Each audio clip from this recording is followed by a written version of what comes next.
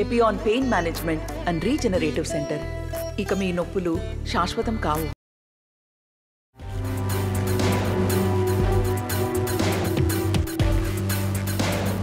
నా పేరు పెరుమల వెంకటేశ్వర్లు, అంబర్బాద్ మండల మాజీ ఎంపీపీ, మాజీ వైస్ ఎంపీపీ.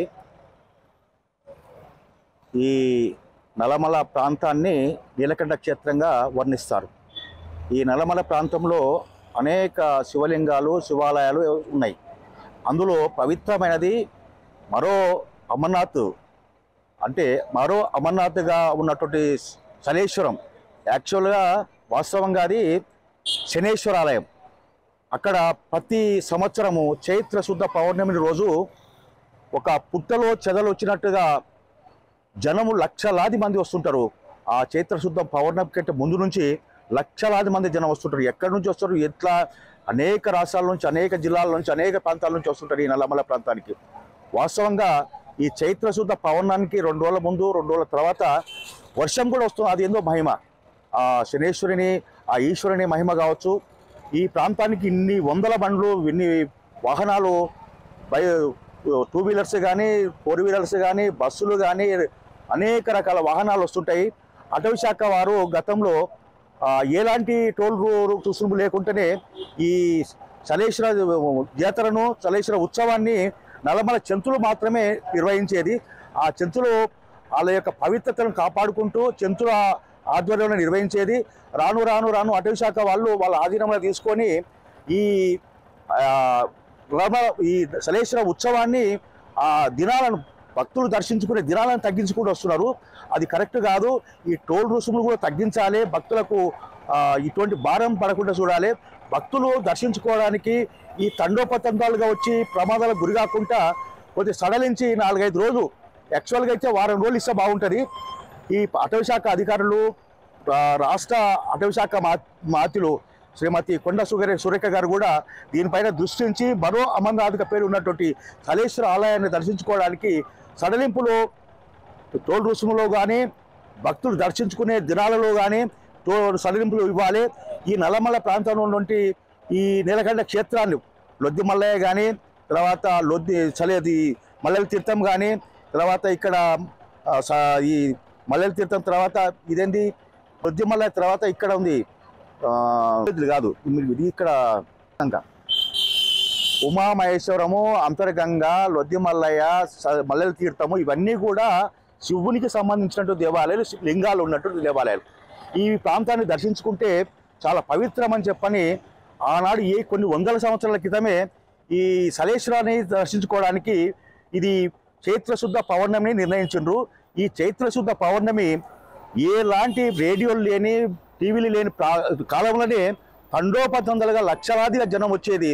ఇప్పుడు మాధ్యమాలు, టీవీలు, రేడియోలు, సెల్లు వచ్చినాక కూడా జనం లక్షలాది వస్తున్నారు. అధికారులు దీనిపైన దృష్టి పెట్టి ఎలాంటి ప్రమాదాలు జరగకుండా భక్తులకు ఉపశమనం కలిగించాలి, భక్తులకు రక్షణ కల్పించాలి. కాకపోతే ఏంటంటే రిస్ట్రిక్షన్ 2 రోజులు 3 రోజులు కాకుండా 1 వారం రోజులు ఇవ్వాలని చెప్పని నేను విజ్ఞప్తి చేస్తున్నాను. ఈ చలేశ్వర్ అనే క్షేత్రము పురాతన కాలంలో దాన్ని శనేశ్వర ఆలయంగా పిలిచేది. మనిషికి శని దాపరించుంటే, శని పడితే ఒక శ్రీమద్ ప్రతాపగిరి ఖండము అనేది ఒక కవి రప్లవాయి లింగమూర్తి గారు రాసినటువంటి శ్రీమద్ ప్రతాపగిరి ఖండంలో ఆయన రాసిన దాంట్లో శనేశ్వర ఆలయంగా చెప్పిండు. శనేశ్వరం అని చెప్పంటే శని పట్టినటువంటి వాడు మడుగుల దాక్కున్న ఈశ్వరుడు, మడుగుల దాక్కున్నా కూడా శని పోయి నవ్వి నువ్వు మడుగుల దాక్కున్నావు అని చెప్పని శని చెప్తాడు జరుగుతుంది. అంతే. అది ఎక్కడో నల్లమల ప్రాంతంలో అసలు ఆ నీళ్లు ఎక్కడానికి వస్తున్నాయి, ఎక్కడ పోతున్నావు అర్థం కానటువంటి ప్రదేశం. అది అంత ఆహ్లాదకరమైనటువంటి వాతావరణంలో కూడా ఉంటుంది శనేశ్వర ఆలయం. దాన్ని శనేశ్వర ఆలయం అంటే రాను రాను రాని చలేశ్వరంగా అయింది. అది వాస్తవంగా శనేశ్వర ఆలయం అనేది చరిత్రలో ఉంది.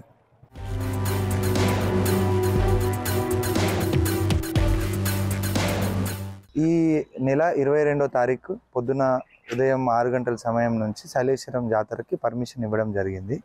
ఈ జాతరకు వచ్చే ప్రయాణికులకు, మా డివోటీస్కి, పిల్గ్రిమ్స్కి మా విజ్ఞప్తి ఏంటంటే, ఈ జాతర అయ్యే ప్రాంతం అమరాబాద్ పులుల అభయారణ్యం కోర్ ప్రాంతంలో జరుపుకోబడుతుంది.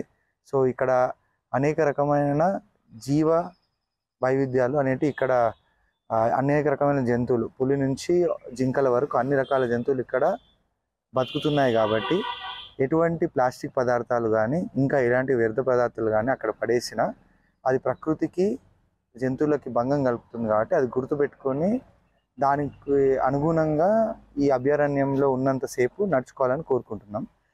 రెండో విషయం, భక్తుల గురించి ఇప్పుడు ప్రతి ఏటా కొంచెం దీని గురించి వచ్చే జనాల తాకిడి పెరుగుతుంది. కాబట్టి ముఖ్యంగా ఈసారి మేము తీసుకున్న నివారణ చర్యలు ఏంటి అంటే, ఈ జాతర అయిపోయిన తర్వాత ఎట్టి పరిస్థితుల్లో మే 15వ తారీఖు నుంచి మేము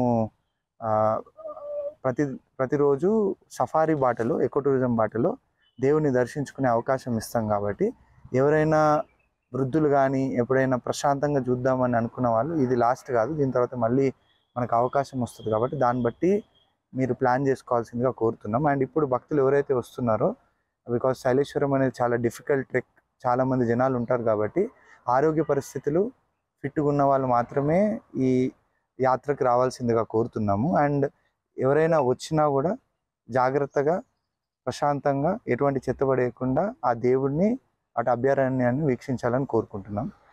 ఈ జాతరకు సంబంధించి ఫారెస్ట్ డిపార్ట్మెంట్ తరపు నుంచి మనము లోపల షాప్ వాళ్ళకి, ఇప్పుడు వచ్చే ప్రయాణికులకి క్లాత్ బ్యాగ్ అనేది ఇస్తున్నాం, వాళ్ళు ప్లాస్టిక్లో ఏమి తీసుకెళ్లకుండా ఉండడానికి.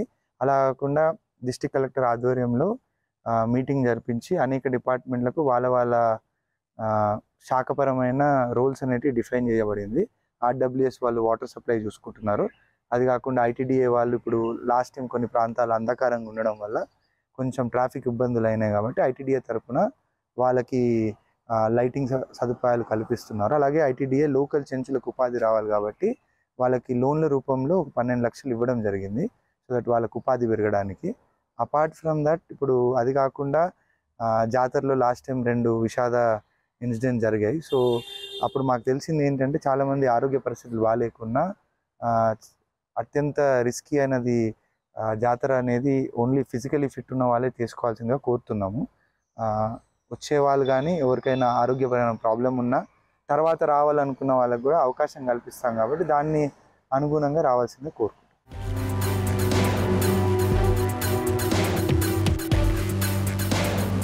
అందరికి నమస్కారం. నా పేరు దాసరి శ్రీనివాసులు, జిల్లా చెంచుల సంఘం ప్రధాన కార్యదర్శి. శైలేశ్వరం జాతర గురించి తీసుకున్నట్టయితే ప్రతి సంవత్సరం చైత్ర పౌర్ణమి రోజున ఈ ఆలయం తెరుచుకోబడుతుంది. ఈ ఆలయం చాలా పురాతనమైనది. ఇక్కడ చెంచుల చేతనే పూజించబడుతుంది ఈ ఆలయంలో.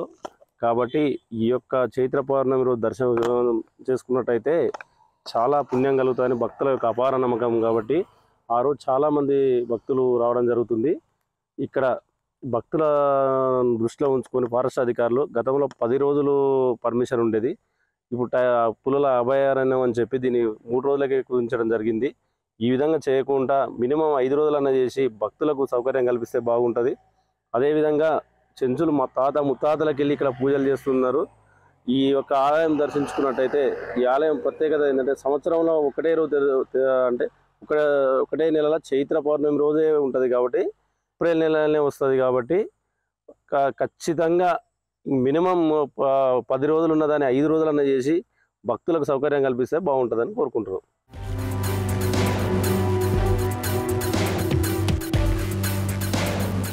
Hemalatha, deputy executive engineer, Achampet sub division.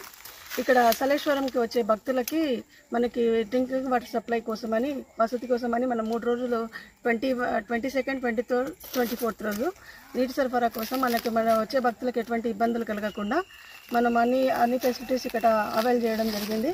ప్రతి దగ్గర మనకి గుర్జిగుండాల, అప్పాయిపల్లి, అక్కడ లింగాల రూట్ నుంచి వచ్చే భక్తులకి ప్లస్ ఇక్కడ రాంపూర్ పెంట నుంచి ఫరహాబాద్, పుల్లాయిపల్లి స్టే, మళ్ళీ ఇక్కడ రాంపూర్ పెంట దగ్గర, మళ్ళీ ఇక్కడ శైలేశ్వరం మనం దిగే దగ్గర కూడా అందరికీ భక్తులకి అందుబాటులో ఉండేటట్టు మనకి మంచినీటి సదుపాయం ఎక్కడ కూడా ఎటువంటి ఇబ్బందులు రాకుండా ప్రతి దాంట్లో మనము మనకి 2017 నుంచి మనం ఇక్కడ మిషన్ భగీరథ నుంచి మనం డ్రింకింగ్ వాటర్ సప్లై అందరికీ అందుబాటులో తీసుకొచ్చి మనం ప్రభుత్వ ఆదేశాల మేరకు అన్నిటినీ మనకు ఎక్కడ కూడా వాటర్ సప్లైకి భంగం కలగకుండా, ఇబ్బంది కలగకుండా వచ్చే భక్తులకు అందరికీ కరెక్ట్ సదుపాయం కలిగేటట్టు మా సిబ్బంది అందరము ఇక్కడ 3 రోజులు మనం డ్రింకింగ్ వాటర్ సలేశ్వరం జాతరకు వచ్చే భక్తులకు అందరికీ అందుబాటులోకి తీసుకొస్తున్నాం.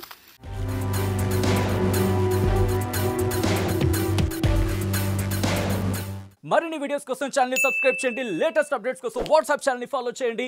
అండ్ లింక్ డిస్క్రిప్షన్ లో ఉంది.